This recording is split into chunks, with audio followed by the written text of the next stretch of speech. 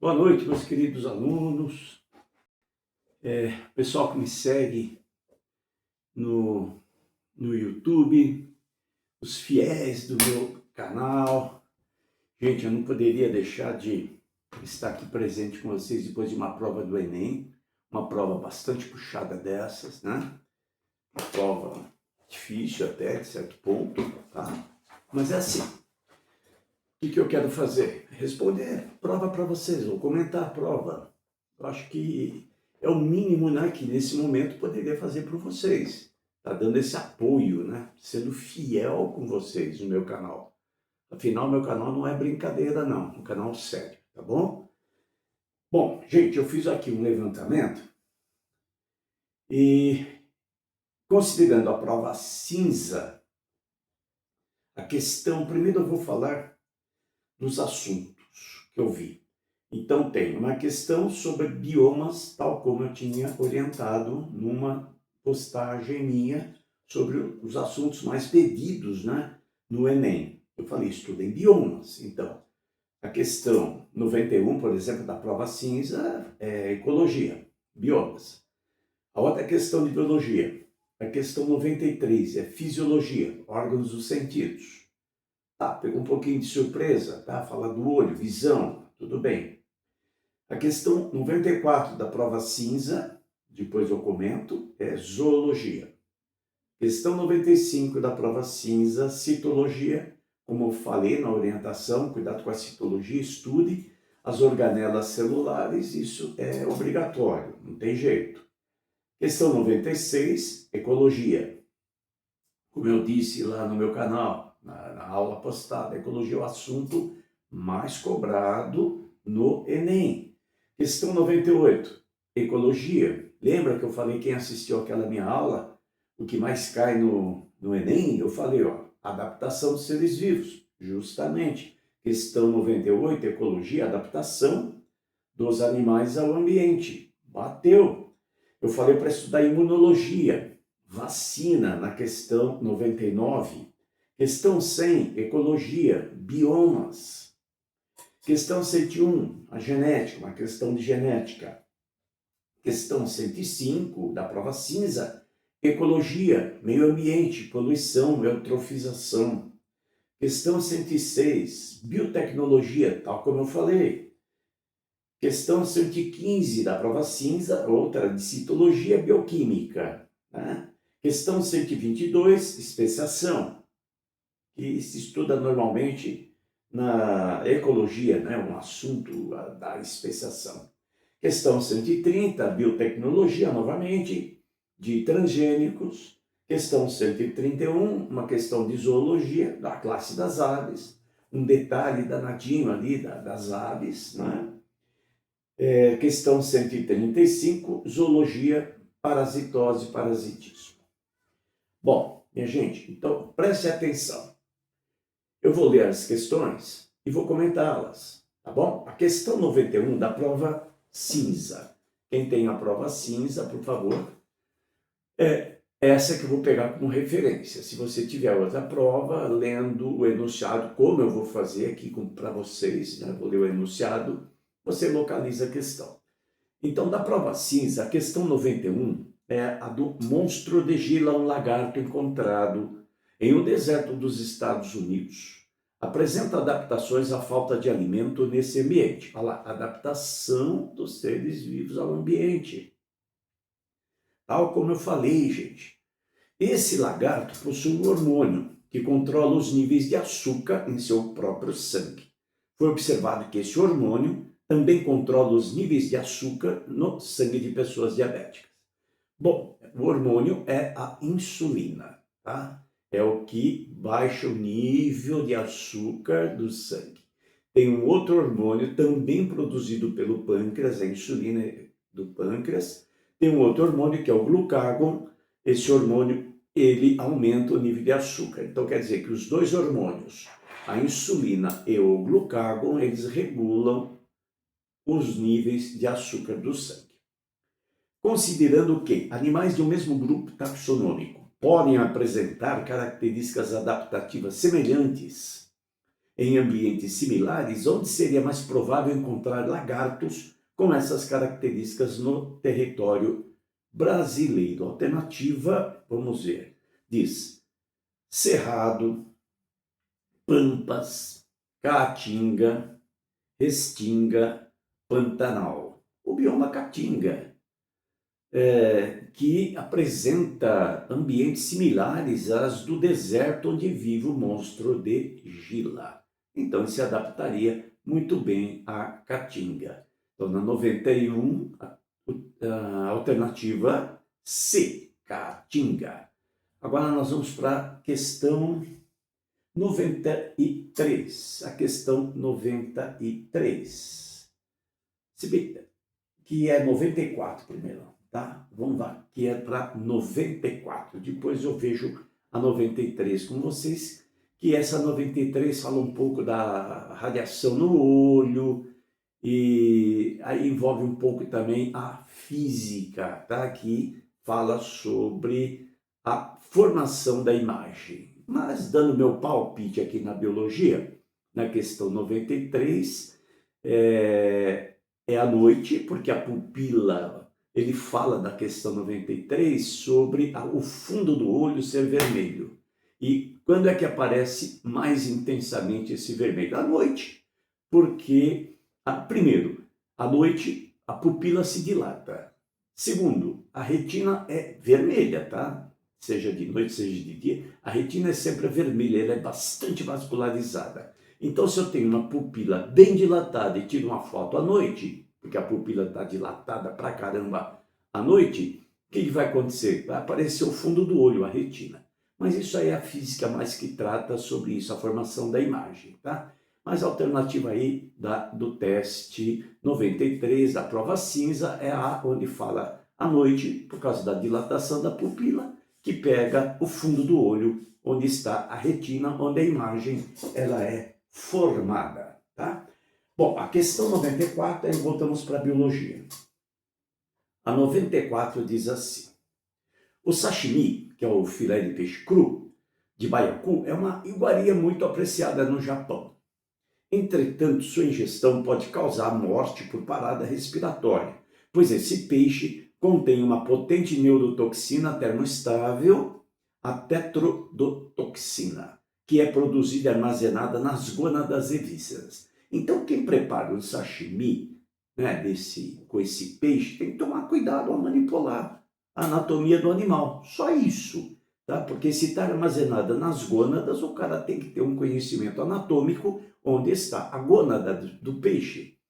E também as vísceras, em que vísceras ele se encontra. Estômago, está no intestino, então ele tem que pegar só a carne, só a musculatura na hora de manipular o peixe, manusear o peixe. Não pode romper as gônadas em nenhuma das vísceras, porque senão ele vai liberar essa tetrodotoxina, contaminando a musculatura e vai matar a pessoa, tá? É fatal. Então, diz assim, que ação poderia evitar essa intoxicação? A. Criar os peixes em cativeiro? Não. Realizar pesca com rede? Pelo amor de Deus. Ridículo, gente.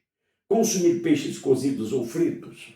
A toxina está dizendo no enunciado, pessoal. É termostável. Consumir peixes cozidos ou fritos? Não. Preparar o peixe em condições adequadas de higiene? Não é a falta de higiene do peixe. É manusear, tem que tomar cuidado, tá? Tem que, para evitar essa intoxicação, manusear o peixe sem provocar o rompimento dos órgãos internos. Isso está na prova cinza, na alternativa E de elefante. Bom, vamos para a próxima. Vai lá, professor Tamayo. Vamos para a questão 95, que é de citologia. Conforme eu orientei lá, falei, estudem citologia, as organelas celulares. Vamos lá. Prova cinza, hein? Para quem chegou agora. A deficiência da enzima lipase ácida causa uma doença em que o portador apresenta células que não degradam colesterol esterificado nem gordura, triglicerídeos, resultando no depósito desses compostos em diversos órgãos, principalmente no fígado. Tá? Essa doença resulta da insuficiência funcional de qual estrutura celular? Lisossomos? Sim, de cara, pessoal. Porque os lisossomos contêm enzimas digestivas. É isso aí. Se ele está falando que não degrada o colesterol, porque não tem enzima para isso, tá? E em cima no enunciado ele falou lipase. Lipase terminou em ase, é enzima. Beleza? Então, alternativa para a questão 95, A de amor. Vamos para a questão 96. Questão 96. O tema foi ecologia. O assunto mais pedido, como eu falei. Tem uma aula que eu falei sobre o ciclo do carbono, que envolve o CO2. Tá aí, gente, ó. A quantidade de CO2 na atmosfera da Terra aumentou em 50%. E a temperatura está agora a cerca de 1,2 graus Celsius mais quente em comparação no século XIX. O ritmo de aumento da temperatura precisa diminuir se quisermos evitar as piores consequências das mudanças climáticas. Cientistas afirmam que o aquecimento global precisa ser mantido em 1,5 graus Celsius até o ano 2100. No entanto, a menos que outras ações sejam tomadas, o planeta ainda pode aquecer mais de 2 graus Celsius até o final desse século, se nada for feito. Na prática, os países precisam enfrentar as mudanças climáticas com ações mitigadoras que reduzam tanto as emissões quanto os níveis de CO2 na atmosfera. Qual ação mitigadora auxilia na remoção desse gás presente na atmosfera, reduzindo seus níveis? Anteontem, eu postei o ciclo do carbono. Eu falei, um dos fatores, manjado pra caramba, clássico para retirar, para sequestrar o CO2 da atmosfera é a fotossíntese. Então, plantar mais árvores, tá? Árvores pequenas que estejam crescendo, em fase de crescimento, porque conforme elas vão crescendo, para crescer elas precisam sequestrar o gás carbônico da atmosfera para produzir matéria orgânica, pessoal. Então, questão 96, alternativa A, novamente A de amor. 98, ecologia. De novo, aquilo que eu falei numa aula minha, adaptação dos seres vivos ao seu ambiente. Tá aí, pessoal, eu estou acertando várias questões com relação, graças a Deus, aos temas sugeridos. Vamos lá.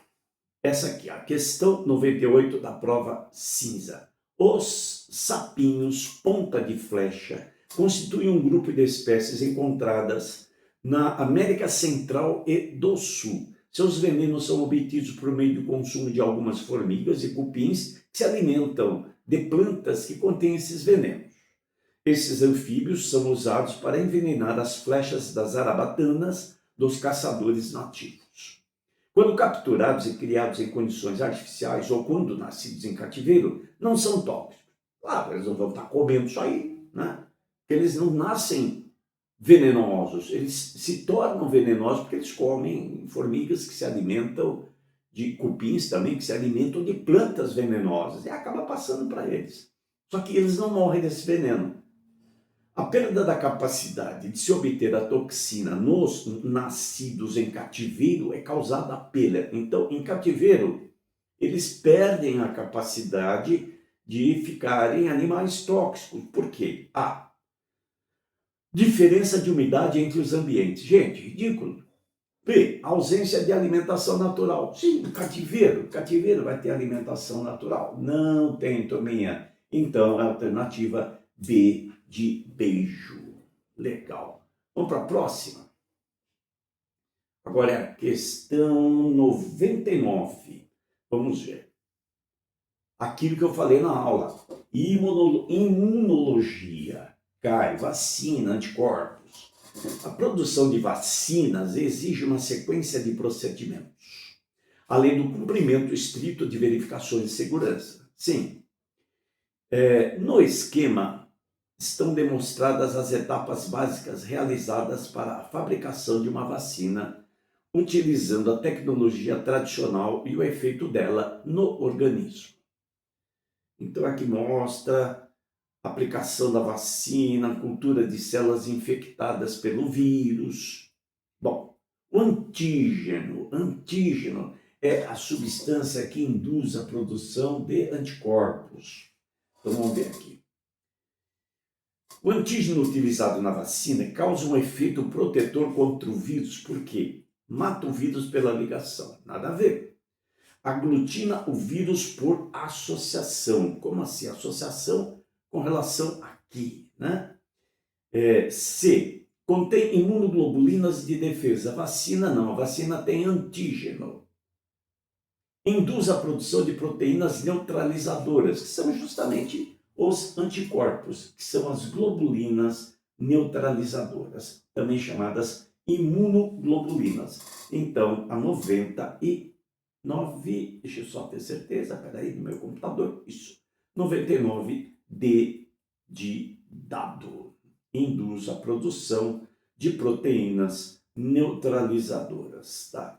Ela é uma substância, o antígeno é uma substância orgânica, estranha ao organismo, tá? Ele provoca uma resposta imunológica.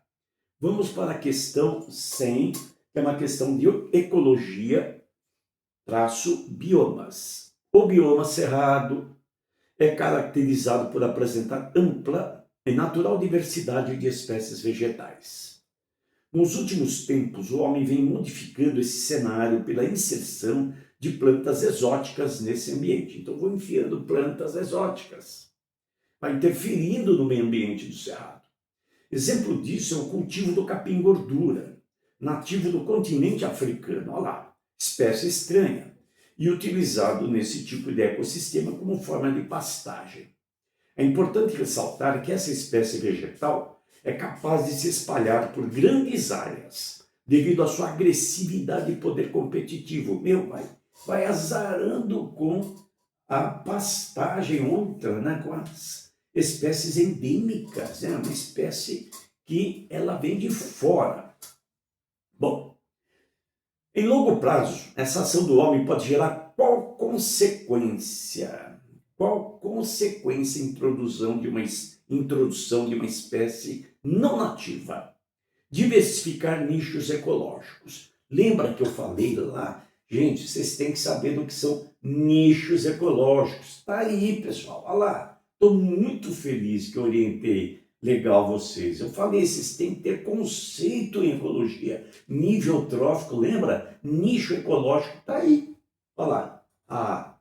Diversificar nicho ecológico. Como é que vai diversificar modo de vida? Ali você vai ter uma competição, né? Assorear as nascentes do bioma não tem nada a ver. Dificultar a infiltração de água do bioma, nada a ver, gente. Vai diminuir as espécies nativas do bioma, porque está dizendo ali que ela é uma espécie, que é essa que vem, o capim-gordura, ela é agressiva e com alto poder competitivo, ou seja, se é uma espécie com alto poder competitivo, vai eliminar a outra, coitada, que já está lá, que é nativa, né? Então, questão 100 de dado. Questão 101 de genética. Pessoal, essa aí eu vou ter que estar depois resolvendo, tá? Eu vi aqui na emergência no domingo à noite, tá? Agora são 20h27, são 8h30, né? Então eu não tive nem tempo, sinceramente, de estar preparando a lousinha para responder, para montar as respostas por escrito, porque eu estou realmente aqui aflito para dar um retorno para vocês, tá? Então eu fiz aqui assim, meio adaptado, mas depois eu respondo essa de genética bonitinha aí para vocês, com calma, porque eu vou estar postando aulas agora com o olhar para a FUVEST. Eu vou fazer um levantamento das questões, já os temas, os assuntos já pedidos na FUVEST, eu vou caracterizar a prova, ou seja, aquilo que mais eles pedem, e vou colocar várias aulas para vocês, pensando na FUVEST, para ajudá-los, tá? Não perca essa aí. Se inscreva no meu canal lá, Professor Tamayo, para estar me acompanhando. Quem já está inscrito, muito obrigado. E é isso aí, tá? A gente vai estar aqui de mãos dadas. Contem sempre comigo. Questão 101 é a de genética. Vou responder depois, com calma essa. Questão 105. Questão 105, ecologia, poluição, meio ambiente. Poxa, falei isso. O esquema apresenta as etapas do processo de biodigestão. Uma forma de dar um destino sustentável a excrementos animais, cocô e restos de comida produzida em áreas de criação do gado e porcos confinados. Tá. Aí mostra todo o esquema, excremento dentro do biodigestor, decompõe os resíduos transformando-os em gás metano e adubo, gás metano encanado para alimentar um gerador ou aquecedor perfeito. Estão aproveitando o gás metano, não pode liberar o gás metano para o ar, né? A sobra serve como fertilizante. Bom, se não tivesse esse biodigestor e transformando as fezes, excrementos em fertilizante, talvez jogasse esse excremento na água, como faziam, né? E alguns ainda fazem, infelizmente. Bom, isso ajuda o quê? A evitar a bioacumulação de toxinas em plantas, nada a ver, eutrofização dos corpos de água, isso. Aí você tinha que saber o que é eutrofização. Quando jogam matéria orgânica na água, isso aumenta o número de bactérias decompositoras que, para fazer a decomposição, elas consomem o oxigênio da água. Isso leva à morte de muitos peixes. Tá? Então, o lançamento de matéria orgânica na água vai ser decomposto por decompositores aeróbicos que consomem oxigênio e, dessa forma, consumindo o oxigênio, ele vai estar retirando o oxigênio disponibilizado para peixes e outros animais. E aí acaba matando os peixes. Quando os peixes morrem, principalmente os peixes, é mais oferta de matéria orgânica. Vai aumentar mais ainda a população de os decompositores aeróbicos, diminuindo mais ainda a demanda de oxigênio, vai diminuir mais ainda a oferta de oxigênio na água. Aí o rio acaba morrendo. Então, fazendo esse tipo de procedimento da biodigestão para transformar o excremento em adubo, eles diminuem, sim, ou evitam até a eutrofização. B de beijo para a questão 105. A questão 106 é biotecnologia novamente. Parece que é o transgênico. Deixa eu ver aqui. Não, não é. Mas, não, desculpa. Mas a resposta não vai em cima de transgênicos. Tá? Eu não quero saber se você sabe o que é o transgênico propriamente dito. Mas, olha, Golden Rice, ou arroz dourado, é uma variedade de arroz enriquecida em beta-caroteno, precursor da vitamina A. Então aí você tinha que saber a ação da vitamina A no corpo. A vitamina A, ela é importante para o mecanismo da visão. Se faltar a vitamina A, o que vai acontecer? Comprometer a visão. É chamada cegueira noturna. Tá? Então essa é a D de doideira. 115. 115, citologia bioquímica. Bom, aqui exigiu de vocês um conhecimento até que legalzinho sobre a fotossíntese. Veja, plantas e algas realizam fotossíntese, claro, oxigênica, ou seja, libera oxigênio, para a síntese de matéria orgânica, ou seja, glicose. E para isso utilizam trifosfato de adenosina, ATP. e nicotinamida adenina dinucleotídeo fosfato, que é o NADP. Esse NADP, ele tem altíssima afinidade por hidrogênio. Então, quando a água, turma, participa da fotossíntese, a água ela sofre uma fotólise. A molécula de água é quebrada com a utilização da luz, que desprende muita energia e quebra a molécula de água.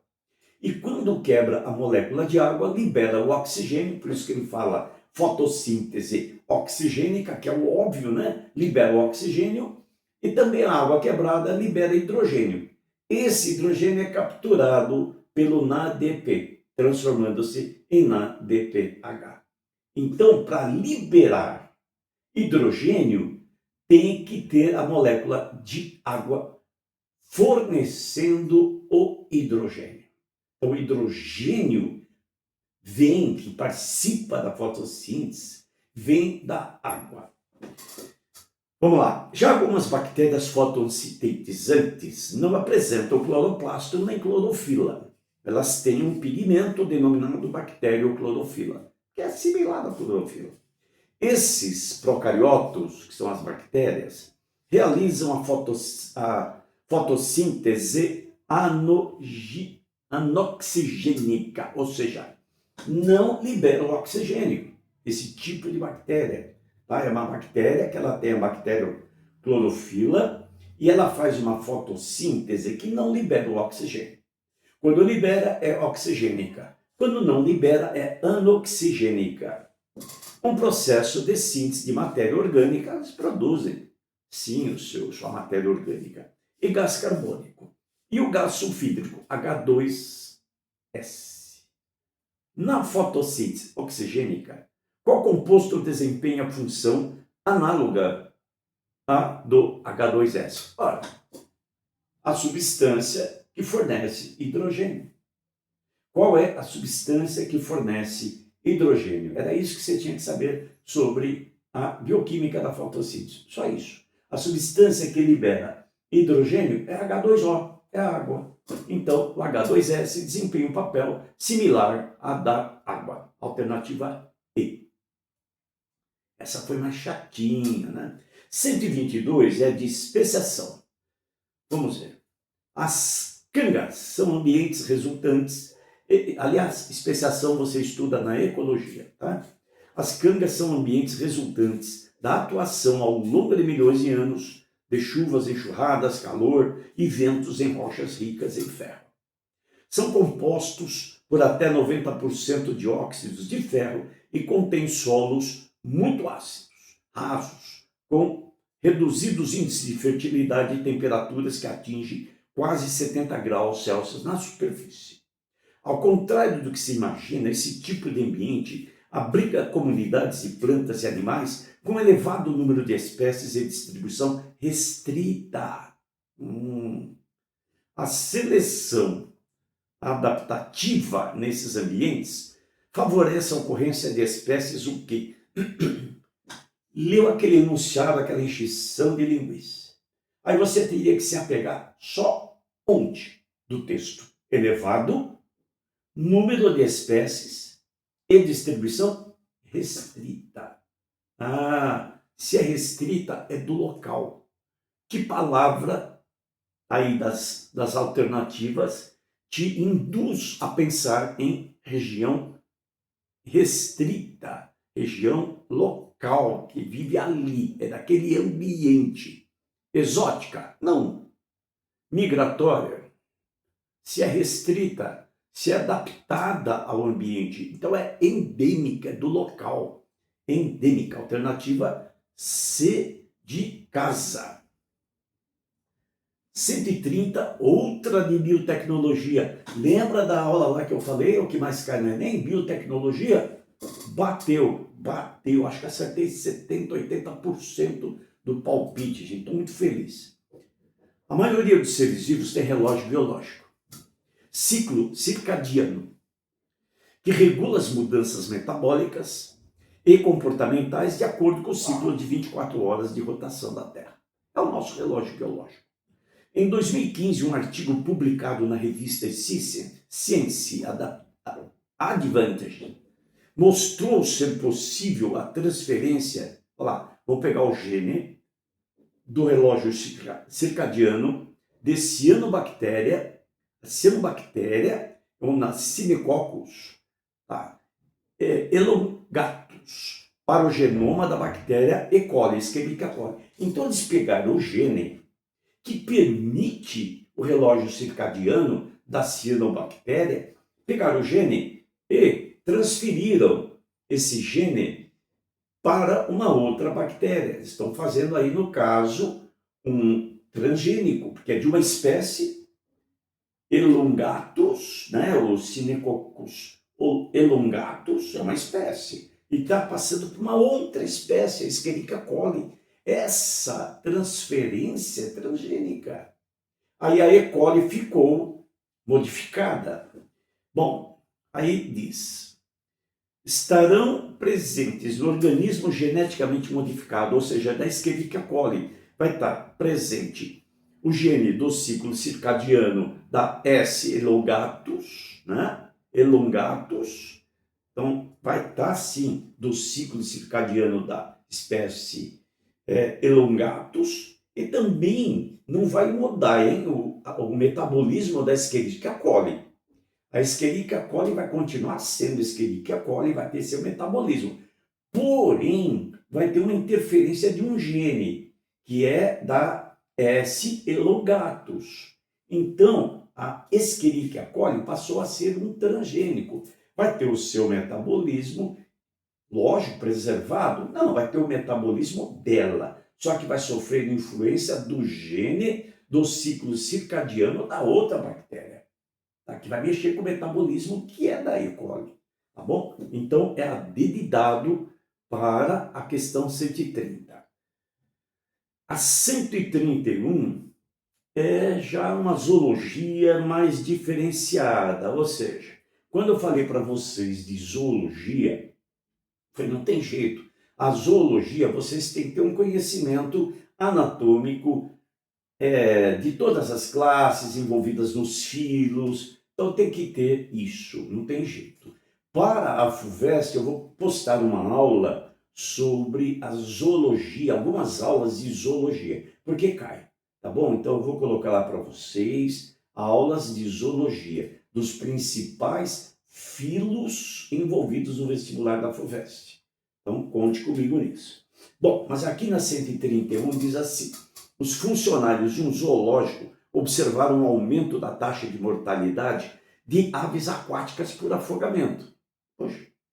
Um grupo de biólogos analisou o comportamento das aves por várias semanas e observou que elas apresentavam dificuldade de flutuação por causa do encharcamento das penas com água. O aumento da taxa de mortalidade dessas aves estava associado a uma redução na... Então, aí era um pouco mais exigente, ou seja, esse teste. Você, quando estuda as aves, não sei se já estudou, mas se estudou, o professor ou professora deve ter dito de uma glândula, deve ter falado de uma glândula que elas, as aves, principalmente as aves que nadam, né, as aves aquáticas, elas têm uma glândula chamada uropigiana. Uro significa atrás, pigion, ânus. Então, é uma glândula que está próxima do ânus da ave. E aquela glândula chamada uropigiana, ela produz um óleo, uma oleosidade que os bichinhos esfregam o seu bico e depois espalham essa oleosidade em suas penas, fazendo com que as penas fiquem impermeabilizadas. Aí elas conseguem flutuar. Se elas estão com uma redução na produção dessa oleosidade, porque tem um problema associado à redução na glândula, e aí, o que vai acontecer? O que vai acontecer é que elas vão encharcar as penas e vão morrer afogadas.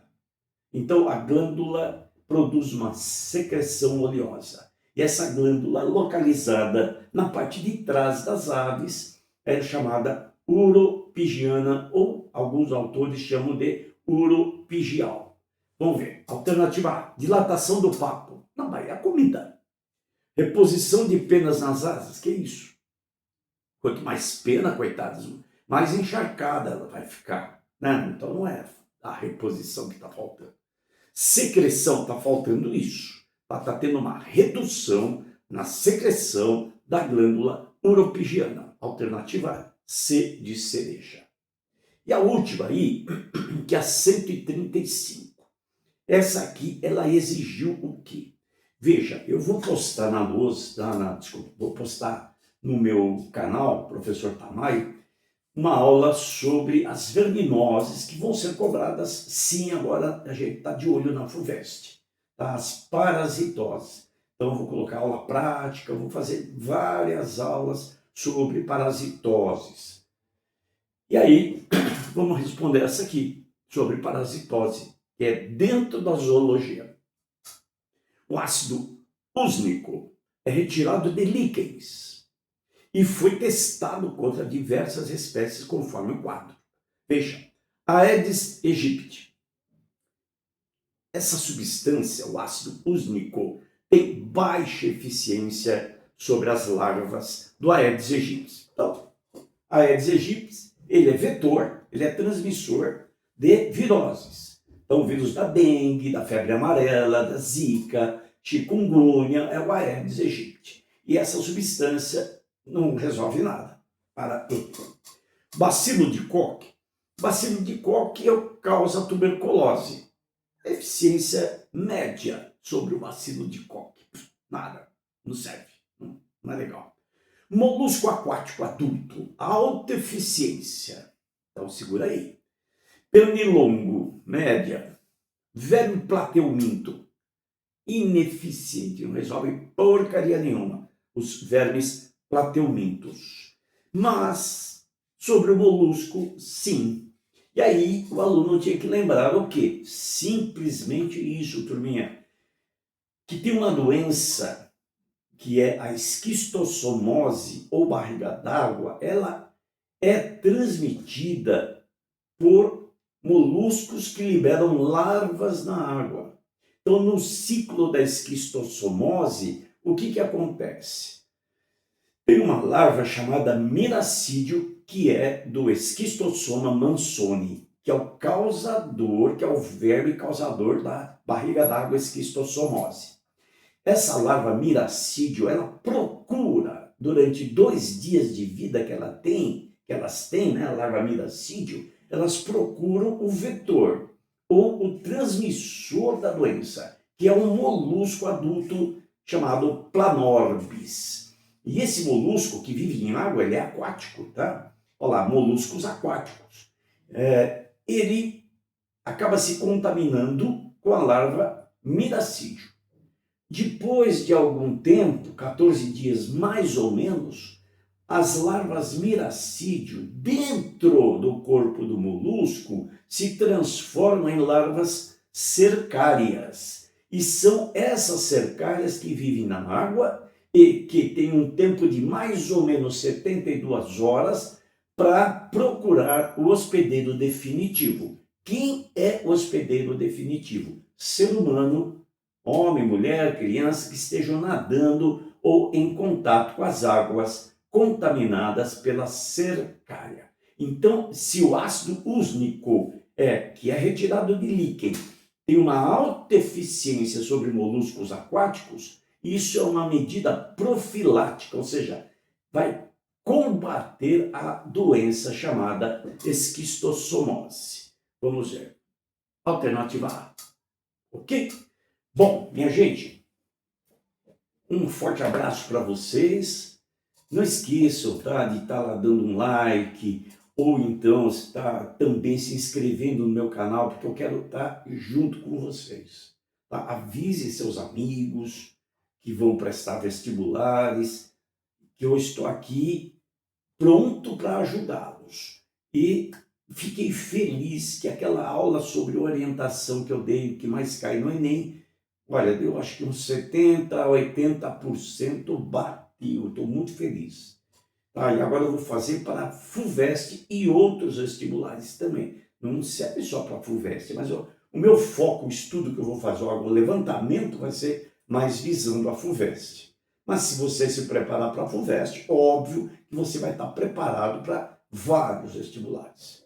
Tá bom? Um beijo para vocês e um forte abraço aqui do professor Tamário. Tamo junto, gente. É isso aí. Tchau.